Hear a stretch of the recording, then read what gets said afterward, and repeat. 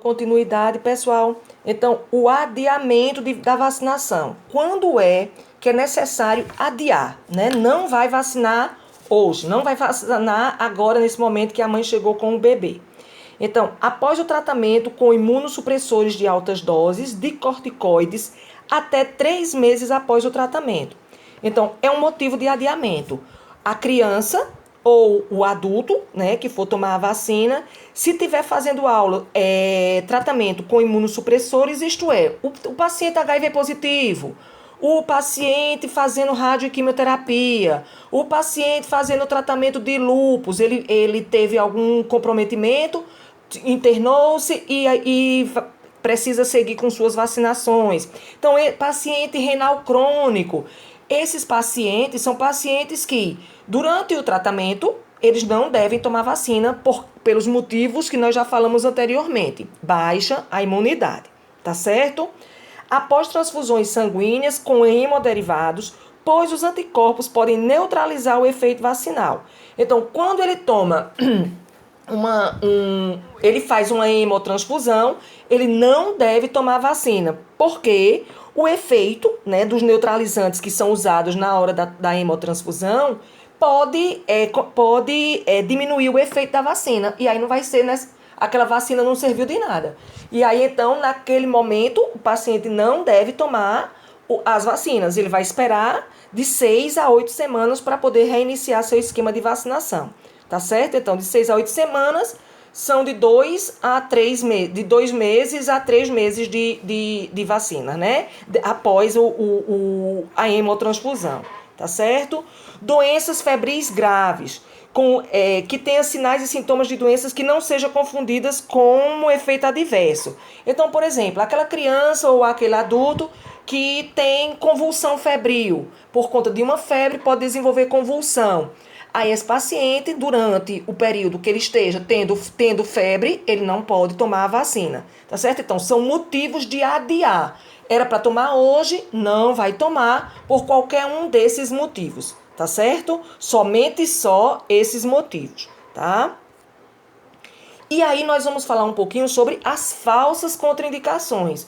O que as pessoas acham que não pode tomar e na verdade pode, porque só não pode o que nós falamos no slide anterior, tá bom? Então vamos. Tosse, coriza, diarreia, leve ou moderada, doenças de pele, são doenças leves que não impedem a tomada de vacina.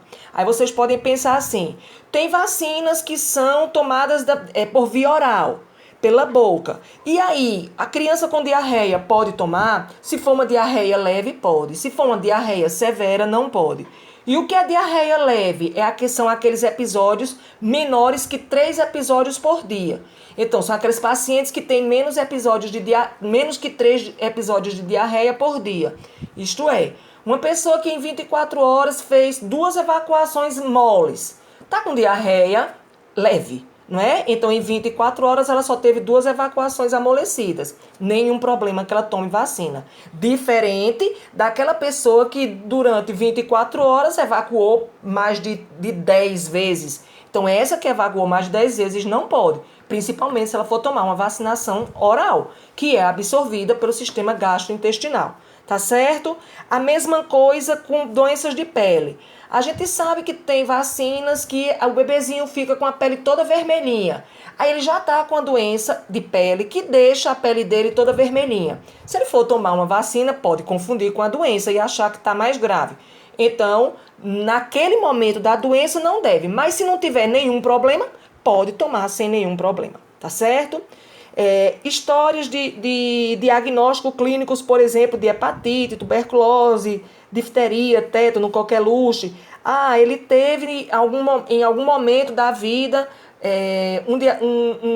uma doença semelhante a essa, não pode tomar vacina. Pode, não tem problema. Até porque a gente viu anteriormente que o paciente eu posso considerar também ele imunizado, sendo que naturalmente quando ele tem a doença, não é? Nós vimos agora há pouco. Desnutrição, meu filho esteve desnutrido, não pode tomar. Esteve, não está mais, pode. Tomou antibiótico, não pode tomar vacina. Pode, ele pode tomar vacina porque tomou antibiótico, tá certo? Está fazendo outros tipos de vacinação, também não impede a tomada de outras vacinas. Paciente que tem crise convulsiva, mas é controlada, toma o remédio, não tem problema, pode tomar a vacina. Paciente apresenta algum tipo de alergia, pode tomar a vacina, a menos que a alergia seja ao componente da vacina. Como, por exemplo, algumas vacinas são feitas através da gema do ovo. Aí quem tem alergia a ovo, por exemplo, não pode, tá certo? Mas aí somente se tiver alergia aos componentes da vacina. Pacientes com uso de corticoide por curto tempo, exemplo, o médico passou um tratamento com corticoide, com prednisona, por exemplo, durante 5 dias. O bebê não pode tomar vacina? Pode, porque é um tratamento curto. O que não pode é quando são tratamentos longos do corticoide, tá?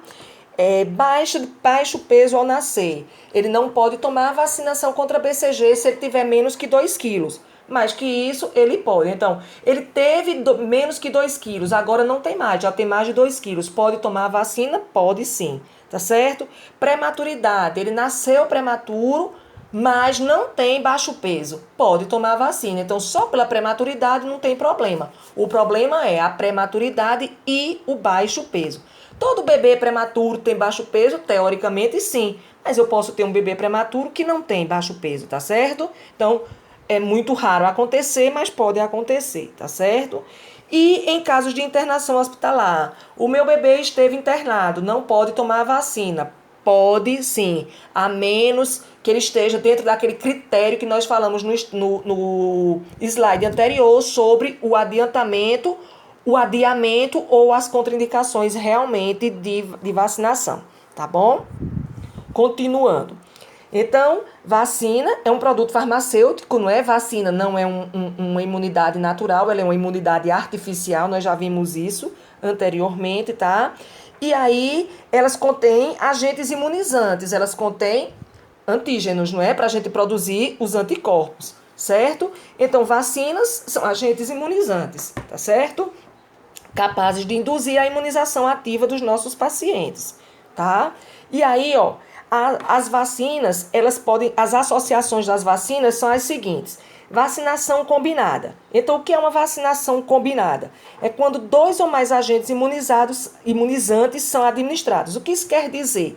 Eu tenho vacinas que é uma única furadinha, mas nela contém diversos tipos de imunizantes. Por exemplo, a DTP, está aqui escrito, né? DTP, que protege contra difteria, tétano e P de coqueluche, mas na verdade esse P vem do agente etiológico da coqueluche, que é o pertussis, tá? Por isso que P de pertussis, que é o agente causador da coqueluche, tá, pessoal? Então, DPT é uma vacina que tem é um imunizante que tem 3 vacinas, mas que é uma furadinha só. Então, ela é combinada, tá? A gente tem aqui um outro exemplo que vai ser a tríplice viral, que protege contra sarampo, rubéola e cachumba, né? Então, são 3 tipos de doenças, 3 tipos de vírus em uma única furadinha. Nas vacinas simultâneas, é diferente de combinadas. Simultânea é ao mesmo tempo. Então, eu posso tomar ao mesmo tempo outras vacinas, não é? Então, o bebê, quando ele nasce, ele toma ao nascer BCG, que é contra a tuberculose, e hepatite B. Ele está fazendo vacinas simultâneas, tá bom? Então, são 2 vacinas diferentes, 2 furadinhas diferentes no mesmo dia. Isso é simultâneo, não é combinado. Combinado é quando está tudo em um local só, em uma furadinha só. As vacinas, elas podem ser atenuadas quando a gente tem uma versão enfraquecida, né? Eu já tinha falado sobre atenuado anteriormente. Então, atenuado é enfraquecido, tá certo? Que não vai fazer com que o paciente adoeça daquilo. Vai fazer com que o paciente apenas produza anticorpo, tá? Vacina conjugada, ela normalmente é turbinada por uma proteína. Ela é composta por uma proteína. E aquela proteína, ela faz com que ela seja conjugada. Tá certo assim? Então, a vacinação contra DTP, difteria, tétano e coqueluche. Essa vacina, ela é é conjugada, tá certo? Porque eu tenho vários agentes dentro dela e o que faz eu ter vários agentes dentro dela é justamente as proteínas. Cada proteínazinha vai estar lá com a sua vacina, fazendo com que possa ser tudo junto, sem causar nenhum dano à saúde dos nossos pacientes, tá bom? Vacina combinada vai ser aquelas vacinas que é uma única aplicação com diferentes vírus e bactérias. Tá certo? Então, combinada tem várias vacinas lá, combinadozinho. Conjugada é quando eu tenho as proteínas dando respostas positivas e duradouras para o nosso organismo. Por exemplo, a vacina de pneumonia, tá bom? E a combinada, por exemplo, a DTP, que é a tríplice bacteriana, ou a tríplice viral, que vai ser sarampo, rubéola e cachumba. Inativada é diferente de atenuado. Atenuada, a gente tem uma versão enfraquecida. O vírus está ali enfraquecido. Na inativada, o agente está morto. Então, o agente está morto, mas ele é capaz de produzir, no nosso sistema imunológico, produzir as defesas. Tá bom? E aí a gente tem, por exemplo, a vacina contra a raiva e a vacina contra o tétano. São vacinas inativadas, tá certo? Que o agente causador está morto. Mas não impede que o sistema imunológico produza os anticorpos.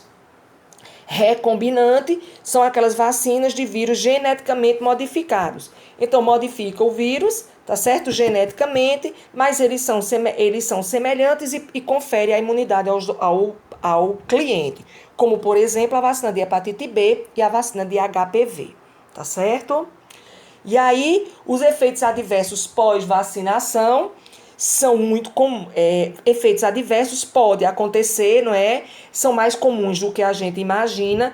E aí, a gente tem o EAPV. O que significa o EAPV? Efeito adverso pós-vacinação. Pode acontecer, tá certo? Tem como eu saber que aquela criança vai fazer um efeito adverso? Não tem como eu saber, tá bom? Então, pode acontecer em qualquer pessoa, tá certo? A pessoa pode ter tomado aquela vacina, outras doses, não ter tido efeito adverso e ter um efeito adverso naquele momento, tá certo? Nós até já falamos sobre isso na administração de algumas medicações. A pessoa toma dipirona a vida toda, de repente toma naquele dia e faz um efeito adverso. A mesma coisa acontece com a vacina. A criança pode ter tomado vacina 2 doses, na terceira dose ele faz um efeito adverso. Pode acontecer, tá certo? Não é comum, mas pode acontecer, tá certo? O mais comum é que ele faça o efeito adverso logo na primeira dose, tá bom?